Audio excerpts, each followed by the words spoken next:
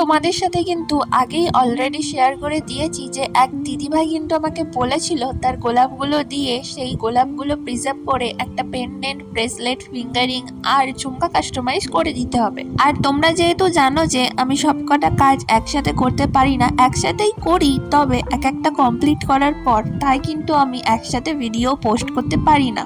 আমি যেহেতু লাস্ট দুদিনে তোমাদের সাথে পেন্ডেন্ট, ব্রেসলেট আর ফিঙ্গারিং এর ভিডিওটা শেয়ার করে দিয়েছি, তাই আজকে তোমাদের সাথে কিন্তু ঝুমকা কাস্টমাইজের ভিডিওটাও শেয়ার করছি।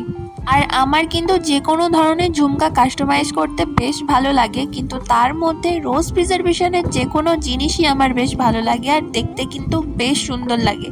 যারা ঝুমকা অর্ডার করে তাদের বেশিরভাগ জনই কিন্তু আমাকে বলে যে তুমি তোমার মনের মতন করে কাস্টমাইজ করে দাও। আর যখন আমি মনের মতন করে কাস্টমাইজ করে দিই আর সেই ঝুমকাগুলো আমার বেশ পছন্দ হয়, তখন মনে হয় যে নিজের জন্যই একটা বানিয়ে ফেলি।